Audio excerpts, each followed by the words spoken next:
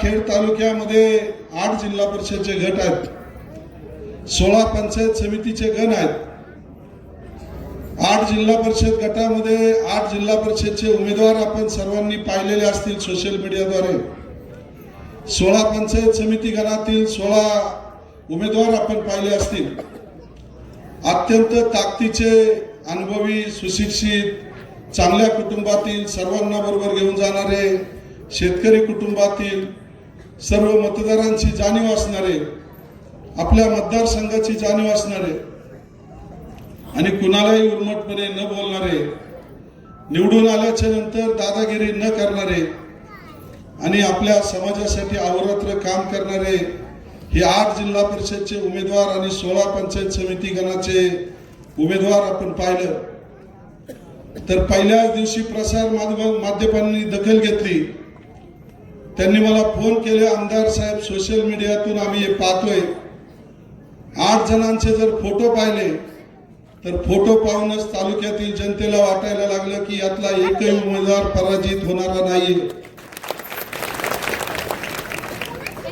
8 जिल्हा परिषदचे उमेदवार ज्यावेळेस सक्षम असतात त्यावेळेस सर्व भौगोलिक परिस्थिती पाहता, उमेदवाराची निवडून येण्याचा निकष पाहता, चांगल्या गावातून मतदान मिळणारे उमेदवार त्यांच्या बरोबरीनं 2-2 गणात दिलेले आहेत आणि मग जिल्हा परिषद उमेदवार जर सक्षम असेल तर पंचायत समितीच्या उमेदवारांना 2 हात देऊन तो वर काढू शकतो आणि पंचायत समितीचे 2 उमेदवार ताकदीनं त्यांना हात न देता सुद्धा विजूभाऊंना साथ देऊन त्या ठिकाणी जिल्हा परिषद सदस्य सुद्धा निवडून आणू शकतात।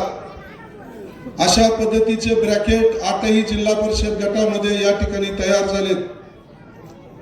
मी जास्तीचं काही बोलणार नाही, परंतु गेल्या अनेक वर्षापासून या तालुक्याच्या राजकारणामध्ये 2000 सालापासून मी स्वर्गीय माजी आमदार नारायणराव पवार असतील, स्वर्गीय माजी आमदार सुरेशभाऊ गोरे असतील, त्यांच्या बरोबरीनं काम केलेला एक सर्वसामान्य कार्यकर्ता तुमच्या सर्वांच्या जीवावर 14 महिन्यापूर्वी या खेड आळंदी विधानसभा मतदारसंघाचा आमदार झालो। मला जाणीव आहे की या खेड तालुक्यातल्या जनतेला काय हवंय आणि या खेड तालुक्यातली जनता काय करणार आहे। मी आजही सांगतो की 14 महिन्यापूर्वी प्रत्येक गणात आणि गटात जे लीड मला मिळालं होतं त्या लीडमध्ये एकही मताची घट झाली नाहीये। मशाल चिन्हावर आजही मतदारांचा विश्वास आहे। लोकप्रतिनिधी म्हणून मी आणि सर्व सहकाऱ्यांवर आजही तालुक्याच्या जनतेचा विश्वास आहे। त्यामुळं या तालुक्यातील जनतेला मी सांगू इच्छितो आणि आपल्या सर्वांना सांगू इच्छितो की तुमच्या मताच्या जीवावर तुमच्या प्रत्येक गटातील मतदारांचं ठरलंय आणि त्या भूमिकेतून खऱ्या अर्थाने मी आजच सांगतो की 8च्या 8 जिल्हा परिषद सदस्य निवडून येतील अशी परिस्थिती आज संपूर्ण खेड तालुक्यामध्ये निर्माण झालेली आहे।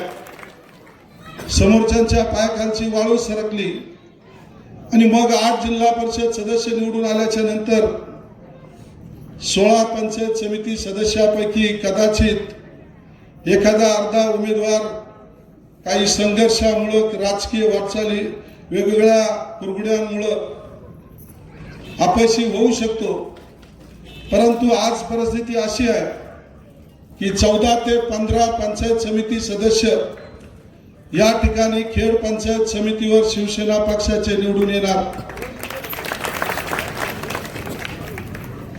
येत्या 9 तारखेला आणि त्यानंतर होणाऱ्या सभापती उपसभापतीच्या निवडणुकीमध्ये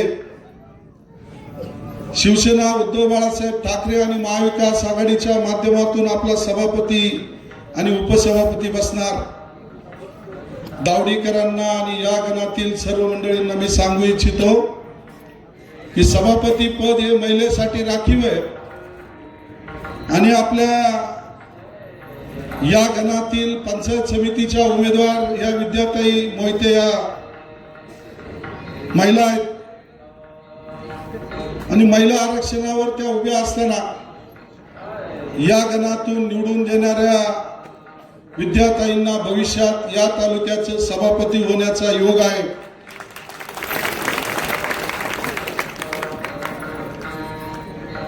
मोहित्यांना मोहित्यांनीच या ठिकाणी हरवण्याचं काम सुरू आहे आणि मग अशा एका चांगल्या कुटुंबातील ही महिला सयाजीरावांच्या माध्यमातून आपल्या पतीच्या सहकार्यानं गावच्या लोकनियुक्त सरपंच म्हणून त्यांनी अत्यंत उल्लेखनीय काम केलं। पिंपळगाव सारख्या नगरीची सेवा केली आणि आज ते आपल्याकडे मतरूपी आशीर्वाद या ठिकाणी मागत आहेत। त्यांना आपण 7 तारखेला मशाल चिन्हासमोरचं बटन दाबून त्यांना मतरूपी आशीर्वाद द्यावेत। पलीकडच्या मरकळ घरातून प्रसाद भाऊ एक सर्वसामान्य कुटुंबातील एक साधा कार्यकर्ता आहे। निर्भीड, निरपेक्ष, निस्वार्थी असं त्यांचं सर्व अंगीकृत गुण आहेत। समाजासाठी, शेतकऱ्यासाठी, तळागाळातील लोकांसाठी रेशनिंग कार्ड पासून, आधार कार्ड पासून, पॅन कार्ड पासून वैयक्तिक लाभाच्या योजना असतील, कुणावर अन्याय होत असेल, पुनर्वसनच्या माध्यमातून या भागामध्ये अनेकांवर अन्याय झाले, आपल्या जमिनी अनेकांनी लुटल्या, परंतु ज्यांच्यावर अन्याय झाले त्यांच्याकडून 1 रुपया न घेता शासन दरबारी लढून वेळ प्रसंगी जेलमधून जाऊन रिंग रोडसाठी भांडून या ठिकाणी शेतकऱ्यांना न्याय देण्याचं काम त्यांनी केलं। आणि हे करत असताना आताच लोखंडे पैलवान यांनी सांगितल्यानुसार मरकळ गावातील सर्वपक्षीय युवक एकत्र आले आणि सर्व युवकांनी एकच वाक्य त्या ठिकाणी आम्हाला आल्यावर सांगितलं। 400-500 युवक एकत्र येऊन त्यांनी सांगितलं की आम्हाला प्रसाद भाऊला या ठिकाणी पंचायत समितीवर उमेदवारी द्या। विनंती त्यांनी आपल्याला केलेली आहे।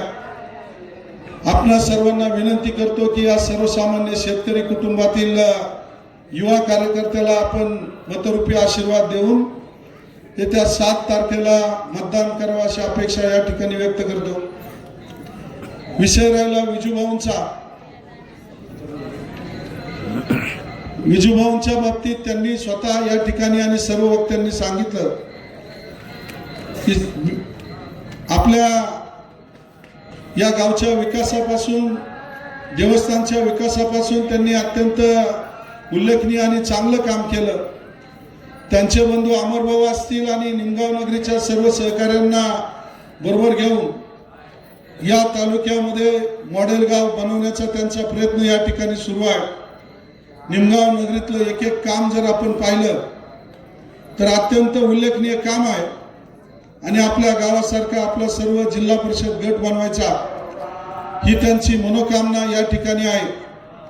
आणि त्या माध्यमातून लहान वया विद्यार्थी दशेपासून या ठिकाणी नेतृत्व गुण आणि संघटन गुण त्यांच्यामध्ये आहेत। समर्थ फाउंडेशनच्या माध्यमातून ज्या ज्या ठिकाणी लोकांना सहकार्य लागलं, करोनाच्या कालावधीमध्ये असेल, लंपीच्या कालावधीमध्ये असेल, त्यांनी सहकार्य करण्याची भूमिका ठेवली आणि गेले 10 वर्ष सातत्यानं आपल्या पलीकडच्या चिचबाईवाडी, गाडकवाडी पासून तर सिद्धेगावांपर्यंत या पूर्व भागाच्या पट्ट्यामध्ये त्यांनी आरोग्य शिबिर असेल, लोकांना स्वच्छ पाणी पुरवठा टँकरद्वारे असेल, स्वखर्चाने अनेक कामं करण्याचा प्रयत्न त्यांनी केला। या जिल्हा परिषद गटाच्या माध्यमातून निवडणूक लढवत असताना त्यांनी आता सांगितलं की त्यांचा हक्क पलीकडच्या वाघगाव रेटवडी गटावर पण होता आणि त्यांचा हक्क या दिवडा आपल्या मरकळ पिंपळगाव गटावर सुद्धा होता। त्यांना मी विनंती केली की आपल्या सर्वांचे सहकारी जयसिंग शेठ बोगाडे यांच्या सुनबाई दीप्तीताई प्रसाद बोगाडे या ठिकाणून इच्छुक आहे। एका सुशिक्षित अनुभवी महिलेला आपण एकूण संधी देऊ। विजूभाऊंनी आणि अमरभाऊंनी सर्व कार्यकर्त्यांनी मनाचा मोठेपणा दाखवला आणि तिकडचा मतदारसंघ त्या ठिकाणी दीप्तीताई बोगाडे यांना या ठिकाणी देण्याचं मान्य केलं आणि स्वतः या मतदारसंघामध्ये ते उभे राहिले। कुणी काही जरी म्हणत असेल तरी विजूभाऊ आणि त्यांच्या कुटुंबाचं आणि समर्थ फाउंडेशनचं काम या गटातील प्रत्येक गाव तळागाळापर्यंत गेले 10 वर्ष सुरू आहे। अनुभवी आहे, उच्च शिक्षित आहेत, स्वतः कायदेतज्ञ आहेत मार्केट कमिटीच्या माध्यमातून शेतकऱ्याची सेवा करत आहे. अत्यंत चांगल्या पद्धतीने आपली मार्केट कमिटी चालून शेतकऱ्यांसाठी वेगवेगळ्या योजना देण्याचं काम सर्व कर्मचारी असतील, हमाल मापाडी व्यापारी यांना बरोबर घेऊन ते करत आहेत. खऱ्या अर्थानं पलीकडे आपलं सप्ताह सुरू असल्यामुळं थोड्याच वेळामध्ये कीर्तन सुरू आहे. बोलण्याला मर्यादा आहे. वारकरी संप्रदायाची माफी मागून या ठिकाणी 2 मिनिट अजून मला लागतील. आपले सर्व उमेदवार खऱ्या अर्थानं आपल्या सर्वसामान्य कुटुंबातील आहेत, आपल्या भागातील आहेत. नक्कीच मला खात्री आहे की या सर्वांना येत्या 7 तारखेला मशाल चिन्हासमोरचं बटन दाबून आपण त्यांना विजयी करायचं आहे. मतपत्रिकेवर एका मशीनवर 2 बॅलेट पेपर आहेत. वर पांढऱ्या मतपत्रिकेवर जिल्हा परिषदची मतपत्रिका आहे, त्या ठिकाणी 4 नंबरच्या क्रमांकासमोर मशाल चिन्हासमोर विजूभाऊला मतदान करायचं. आणि त्याच्याच खाली गुलाबी मतपत्रिका आहे, त्या गुलाबी मतपत्रिकेवर 4 नंबरला विद्यासाहेबजी मोहिते यांचं चिन्ह आहे मशाल, त्याच्या समोरचं बटन दाबायचं. मतदानाला गेल्याच्या नंतर ते मशीन व्यवस्थित पहा, घाबरून जाऊ नका. आपल्याला वेळेचं बंधन नाहीये. लगेच इतक्या मिनिटात आता मला सांगतात 2 मिनिटात उरका, तसं तिथं तुम्हाला कोणी म्हणणार नाही लगेच उरका म्हणून. त्यामुळं तुम्ही व्यवस्थित पहा.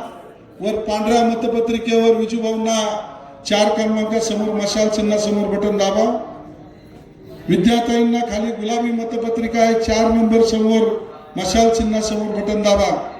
आणि पलीकडच्या गणामध्ये अशाच मतपत्रिका असणारे, परंतु वर विजूभाऊंची मतपत्रिका आहे आणि खाली प्रसाद भाऊ घेनंद यांची मतपत्रिका आहे. त्यांचा मतपत्रिकेवरचा क्रमांक आहे 1. पलीकडच्या गणामध्ये 1 क्रमांकासमोर प्रसाद भाऊ घेनंद यांचं नाव आहे, त्याच्या समोर चिन्ह आहे मशाल. आणि मशाल चिन्हासमोरचं बटन दाबून आपण त्यांनाही विजयी करा. मी आपल्या सर्वांना खात्री देतो की ही सर्व मंडळी आपल्या गावचा विकास, वैयक्तिक लाभाच्या योजना, महिला सक्षमीकरण, बचत गटांना सहकार्य, ज्येष्ठांना अनेक योजना, युवकांना रोजगार, वेगवेगळ्या माध्यमातून काम करण्याची धमक यांच्यामध्ये आहे. आणि त्यामुळं मी सुद्धा खात्री देतो की उर्वरित जी कामं असतील तर आमदार म्हणून गेले वर्षभरामध्ये अनेक कामं करण्याचा प्रयत्न मी या ठिकाणी केला. वेळेअभावी सांगता येत नाही, परंतु प्रत्येक जिल्हा परिषद गटामध्ये मी वर्षभरात काय काम केले त्याचा जाहीरनामा देण्याचा प्रयत्न केलेला आहे. प्रत्येक उमेदवाराने केलेले जाहीरनामे, तयार केलेल्या जाहीरनाम्यावर सुद्धा आज विजूभाऊ त्या ठिकाणी टीका केली गेली की ही जिल्हा परिषदची निवडणूक आहे का आमदारकीची निवडणूक आहे. अरे जिल्हा परिषदची निवडणूक असो किंवा आमदारकीची निवडणूक असो, पण व्हिजन नेहमी पहिलीच्या मुलानं 7वीच्या मुलगा काय करतोय याचं पाहिलं पाहिजे. त्यामुळं या गटामध्ये विजूभाऊंनी अत्यंत सूक्ष्म विद्याताई आणि प्रसाद भाऊंना घेऊन या ठिकाणी व्हिजन केलेलं आहे. त्या व्हिजननुसार या गटाचा विकास होईल. उर्वरित जी जी कामं आहेत ते करण्याचा प्रयत्न तुमच्या जवळचा आमदार या नात्यानं माझा राहील ही अपेक्षा व्यक्त करतो. आणि त्याचबरोबर या ठिकाणी दीप्तीताई बोगाडे आणि दिलीपराव डुबे का आलेत, कारण या ठिकाणी निमगावची सगळी मंडळी आहेत. विजूभाऊ आणि अमरभाऊ आणि निमगावकरच्या सर्व प्रचारकांना मी सांगू इच्छितो की तुम्ही सगळे प्रचाराला 3 महिने तिकडे होते. हे प्रचाराला यायचे आणि तुम्ही घरी कुणीच भेटत नव्हते. त्यामुळं आज या ठिकाणी निमगावकर सगळे प्रचारक, निमगावची सगळी मंडळी या ठिकाणी आहेत. तुमच्या निमगावच्या जीवावर त्या ठिकाणी दिलीपरावांना उमेदवारी दिली, दीप्तीताईंना उमेदवारी दिलेली आहे. त्यामुळं निमगावकर मंडळींना माझे हात जोडून विनंती आहे की आपल्या गावची सर्वच्या सर्व मतं दीप्तीताई आणि दिलीपरावांना या ठिकाणी द्या एवढी विनंती करतो. आणि या पिंपळगाव